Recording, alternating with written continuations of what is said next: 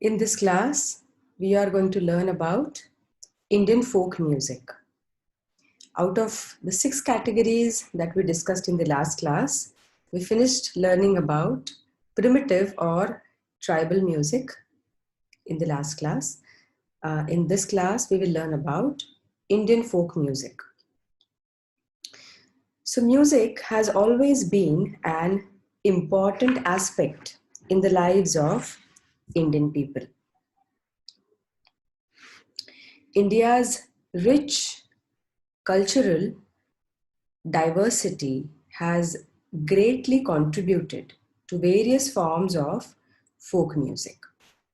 Almost every region in India has its own folk music, be it any state, which reflects the way of life people live. From the Pepi Bhangra of Punjab to Garba of Gujarat to Bhav Geet of Karnataka to Povada and Bharud of Maharashtra, the tradition of folk music in India is great. Folk music is closely associated with farming and other such professions and is evolved to elevate the hardship and break the monotony of routine life.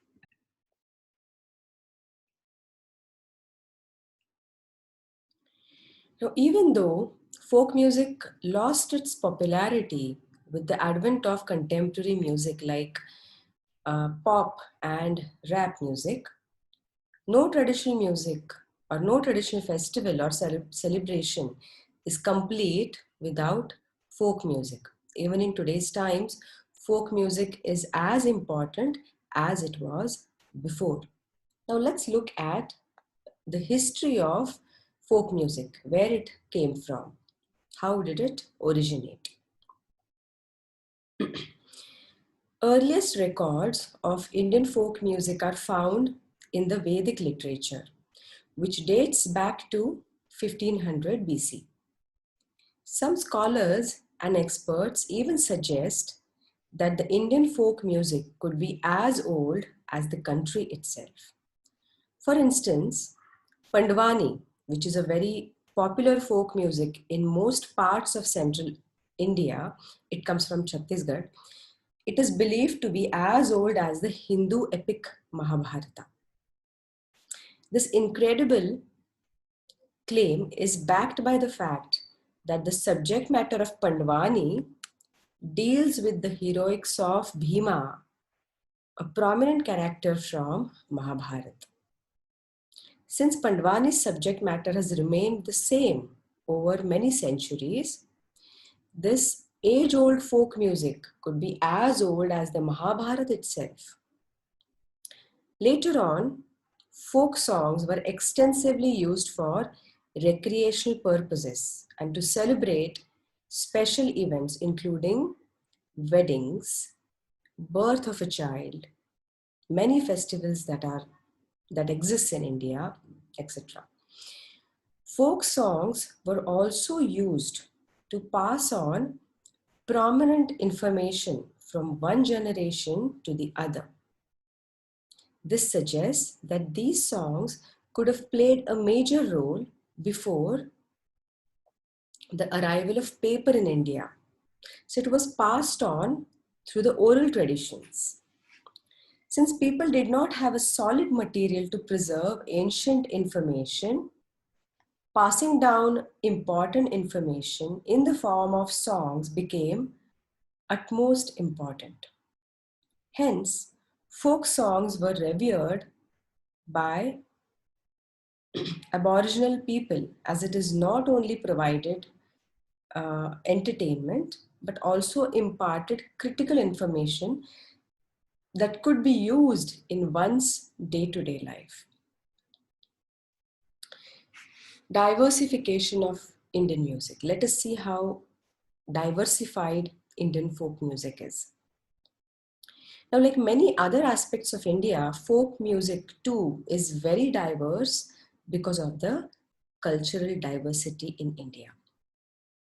While the reason behind its origin and the method of usage remains more or less the same throughout India, the style in which it is sung and the way in which it is perceived differs depending upon the culture of different Indian states. Many of these folk songs were composed by great poets and writers belonging to different parts of the country. For example, the Rabindra Sangeet or Tagore songs of Bengal are a collection of songs that were originally written by eminent poet Rabindranath Tagore.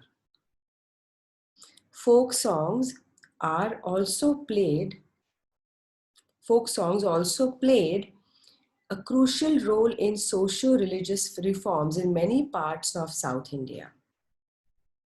Religious leaders like Adi Shankaracharya used many such songs to spread his message throughout the country. Similarly, folk songs sung by other religious leaders gave identity to the villages they originally came from, and gradually these songs were cherished and celebrated by the people of their respective areas as their own. Also, many folk songs are associated with a dance form, which is usually performed while singing these songs. Today, almost every Indian state or every Indian region has a folk song of its own, and some of them are associated with a dance form as well. Now we are going to discuss a few folk music forms of various Indian states. Each Indian state has one or more than one folk music forms, but we will be discussing few of the prominent folk forms which have existed for long periods of time and which have um, practitioners, which have been having practitioners all throughout. One is a Bihu Geet from Assam. Now this folk music is performed in Assam during the famous Bihu festival. The music is usually accompanied by a dance performance. It is performed thrice in a year.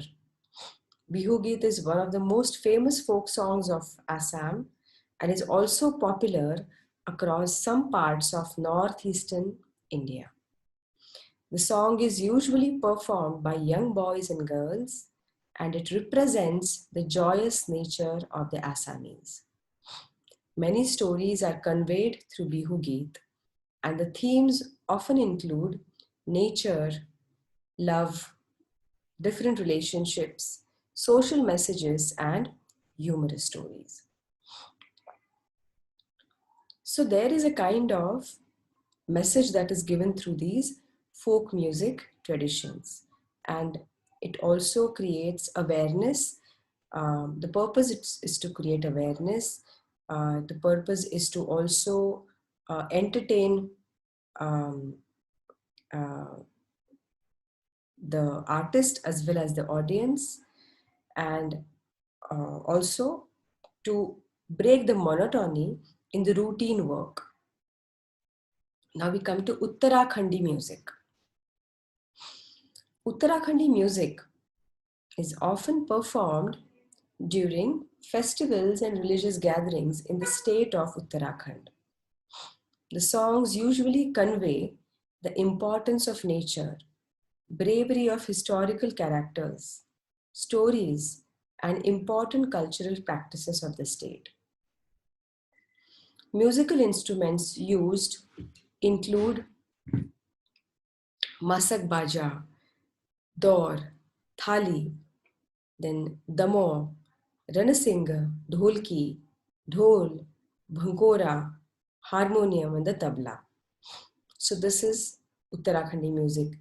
We will listen to a small piece of Bihu Sangeet, which we just learned about.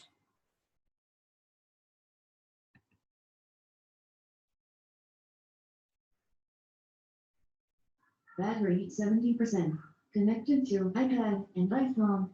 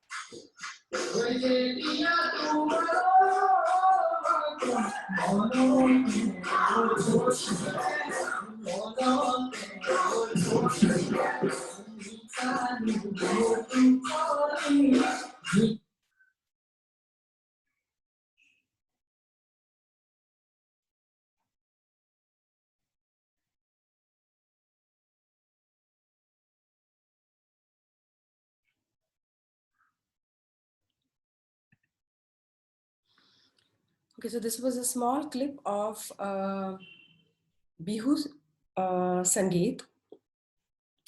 Now we will discuss about a popular folk music of Maharashtra, which is the Laoni. So Laoni is a popular folk music of Maharashtra and was originally performed to entertain the soldiers. The song is usually performed by women folk and it conveys information pertaining to society and its politics. The Laoni is further divided into two types, Nirguni Laoni and Shringari Laoni. While Nirguni Laoni is usually philosophical in nature, Shringari Laoni is sensual and often deals with erotic subject matter that often induces laughter among its listeners.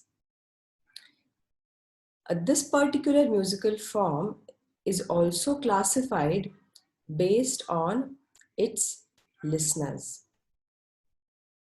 If Lavani is performed in close quarters by a young girl for a set of dignitaries, it is also called Baithakichi Lavani. If it is performed in public in front of a large audience, it is called Fadachi Lavani. So for the Fadachi Lavani is very popular. There are many practitioners of Fadachi Lavani even today. There are very select few practitioners of Baithakichi Lavani. There is to be one Yamuna Bai Vaikar who used to perform Baithakichi Lavani.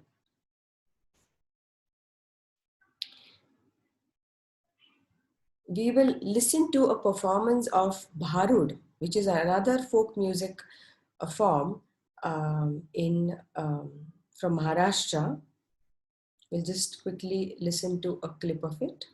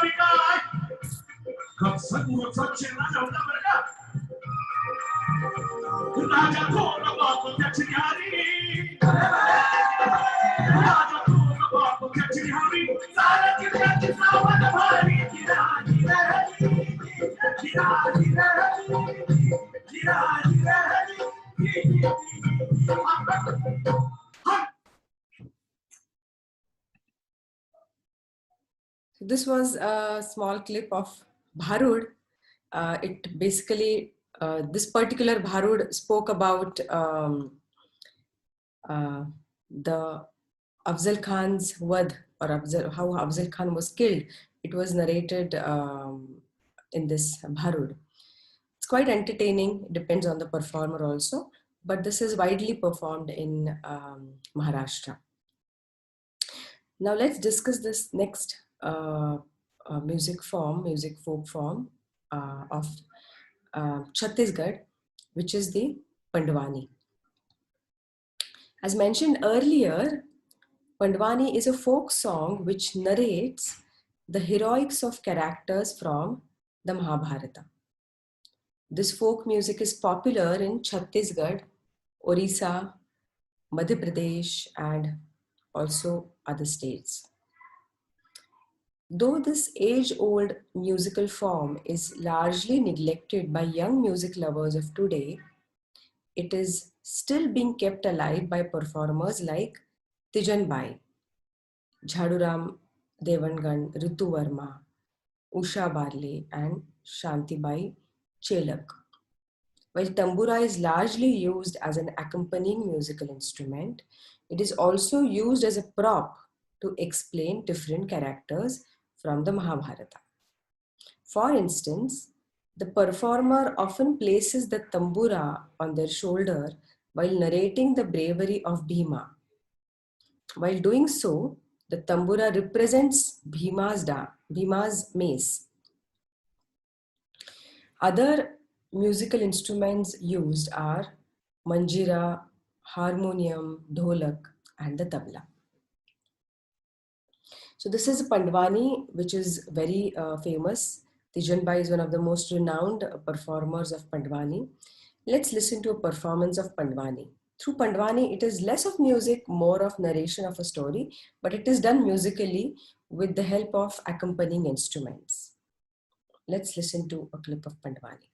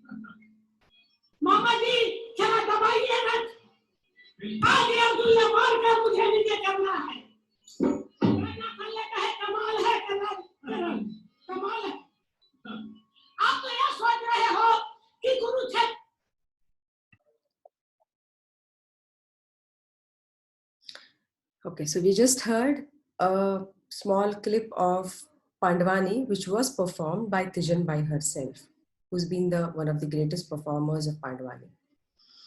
Now we discuss and learn about Rabindra Sangeet, which is again, initially it was recognized as the folk music in Bengal, but now it has got the recognition of one of the prime types of um, Indian classical music. It is a different genre of music which is also recognized by the All India Radio. So Rabindra Sangeet is also known as Tagore songs. Rabindra Sangeet is a set of folk songs written and composed by eminent poet Rabindra Tagore. Tagore wrote over 2000, more than 2000 songs during his lifetime, all of which are sung during festivals and other rituals in West Bengal. The topics dealt in these songs include modernism, humanism, structuralism, reflection, romance, introspection, psychology, nostalgia, yearning, and uh, a lot more uh, topics like these. Tagore's songs are well preserved in the form of a book called Gita Vita.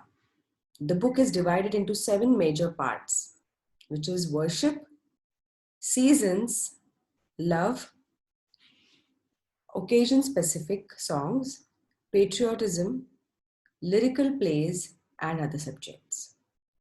Some of the renowned singers of Rabindra Sangeet are Kamal Ahmed, Amiya Tagore, Hemant Kumar Mukhopadhyay, Shayan Chaudhary Arnott, Mohan Singh Khangura, Malati Ghoshal, K.L. Sehgal, and Kabir Suman.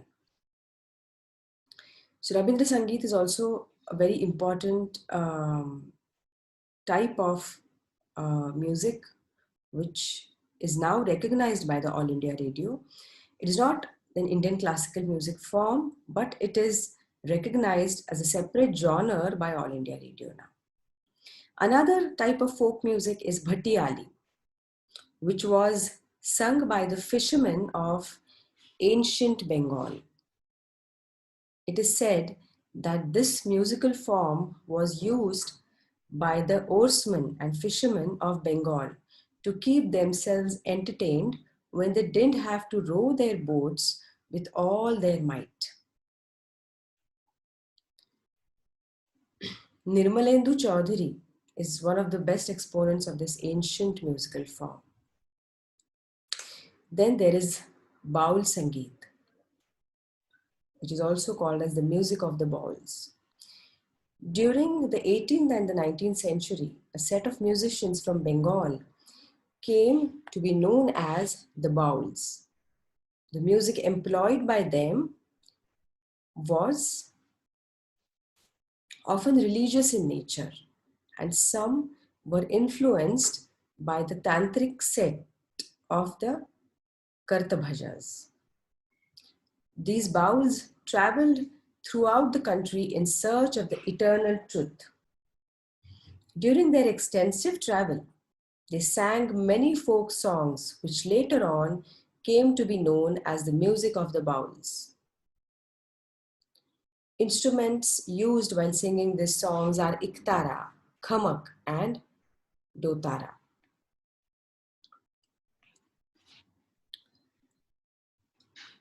There is another folk music type called Bhavagite, which is widely sung in Karnataka. There is Bhavgit, which is sung in Maharashtra also.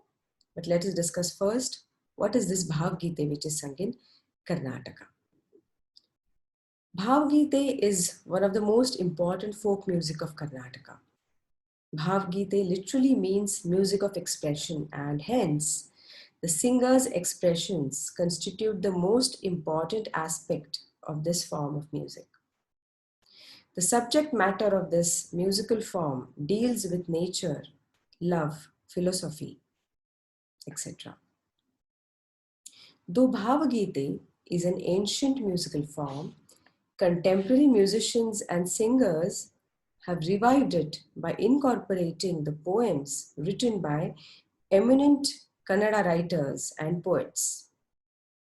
Present day Bhavagite draws its lyrics from the poems written by poets like Kuvempu, K.S. Narasimha Swami, Gopal Krishna Adiga, D.R. Bendre, G.S. Shivarudrappa, N.S. Lakshminarayana Bhatta, K.S. Nisar Ahmad, and many such greats. This age-old musical form is still kept alive thanks to the performers like Raju Ananthaswamy and Mysore Ananthaswamy, Shimoga Shubbana, C. Aswath, P. Kalinga Rao, and Archana Udappa. There are many such practitioners who have kept these tradition of singing Bhavagite, which is a folk music form of Karnataka. They have kept it alive by performing it continuously. Then there is another folk music form called Natupura Padalgal. Natupura Padalgal is an ancient musical form of Tamil Nadu. Though folk music is fast disappearing in the state of Tamil Nadu due to the prominence given to Carnatic music, Natupura Padalgal remains quite important in the state. Like many folk songs of India, this folk music too was used by the Aboriginal people during the farming and harvesting season.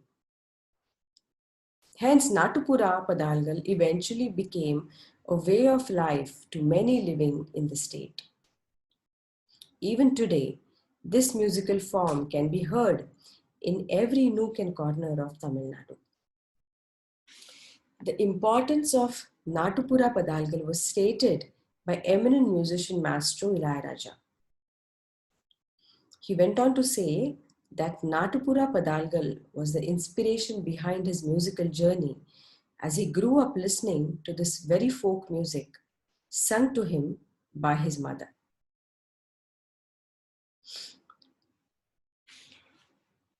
Another musical form, another folk music form from Tamil Nadu is Kummi Patu. This folk music form from Tamil Nadu consists of folk music, consists of folk songs, usually accompanied by a folk dance form known as Kummi or Kummiattam. It is often performed throughout Tamil Nadu during festivals and rituals. We will listen to a small piece of music, folk music from Kerala, which we didn't speak about right now, but there are more forms than what we spoke about today. There are folk music forms from Jammu and Kashmir, from Bihar, from Rajasthan, from Gujarat, and many other states which we didn't discuss right now because there are quite a bit to discuss just in one class. But we have to remember that each state in our country has one or more than one folk forms of music which are existing traditions which are still alive and are practiced by people from their region. Let us listen to a folk music form from Kerala.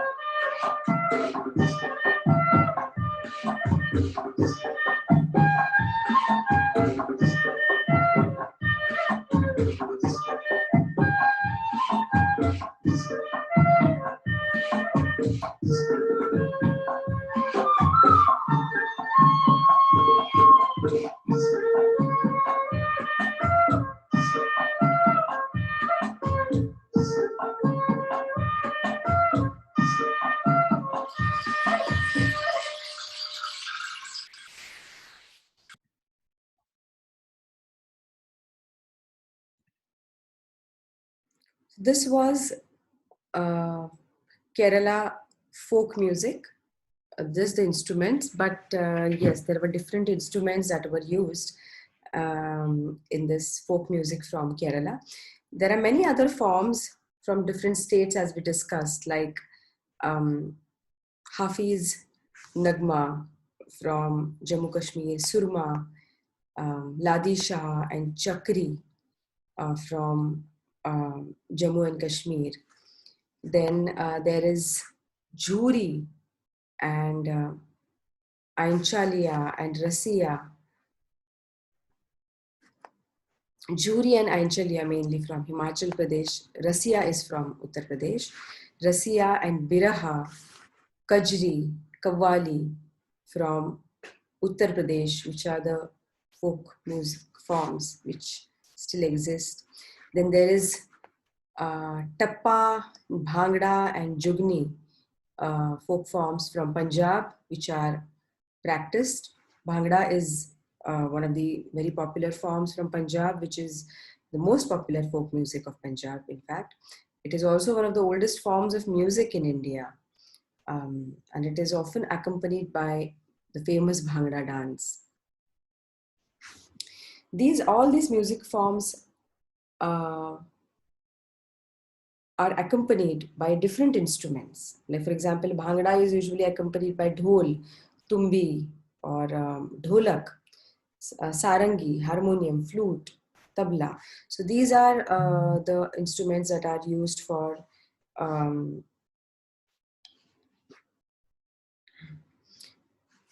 for the for presentation of Bhangra. Then there is Joda and Thadia of Uttarakhand.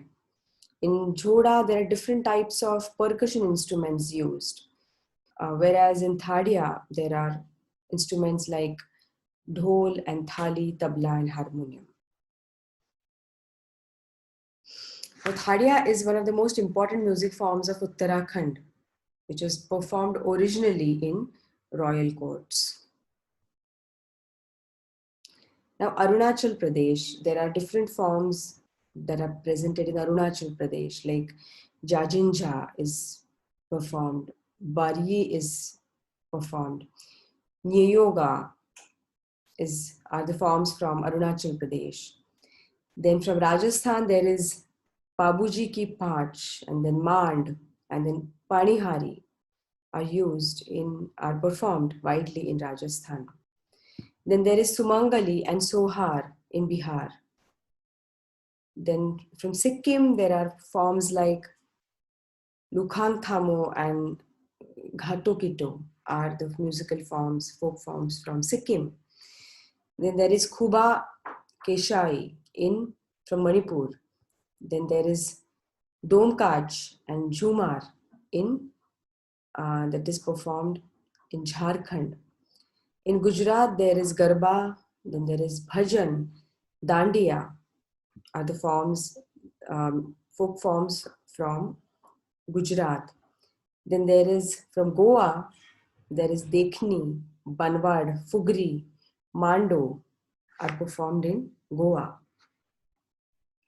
There is Madiga, Dappu, Ogu Katha, Suvi Patalu that are performed in Andhra Pradesh and Telangana. And Janapada Gite are they are performed in Kannada, the most widely. So apart from that, there are many forms. What is important to remember is that India is a very, very wide and diverse country, and which has many folk music traditions preserved and nurtured all these times, and then not necessarily documented. Some of them are documented, but over the years, it has been preserved through oral traditions. And it has been mainly to entertain the artists themselves initially, and now it is performed for the audience also, but it is many a times there is a certain message that is given through the folk music forms. Also, it is widely used for breaking the monotony in the work. Like there is harvest season. There are mainly there are seasons in India, and these seasons demand certain kind of work at the end of each season, mainly with related to farming. There is harvest, there is sowing, then there is growing the crop, and there is harvesting season, which is quite a strenuous job, which is quite also monotonous. You have to keep doing it throughout the year. To beat that monotony, to forget about the hardships and hard work that a farmer goes through, these songs are sung many times. And that has been the primary purpose of why these traditions originated, first of all, in the first place, and later on why they were preserved. These songs were so beautiful that now, even if the way the farming is done in India is changing slowly, these songs are still nurtured and still kept for nurturing and to get preserved, because they are very precious and beautifully composed. And so many of these songs, instead of just performing during the harvest season, during just playing and singing during the harvest season, they are now widely performed while presenting, while performing, just for the music performance, as they are performed as a music performance also.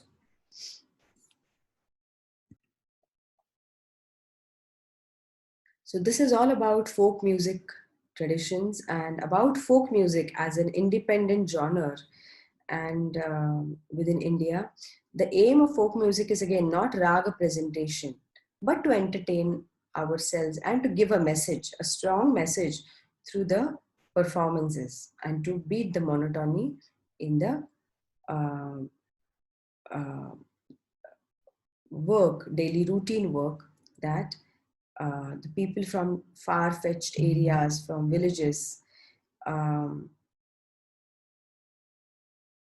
uh, they have been practicing over. So this is about folk music.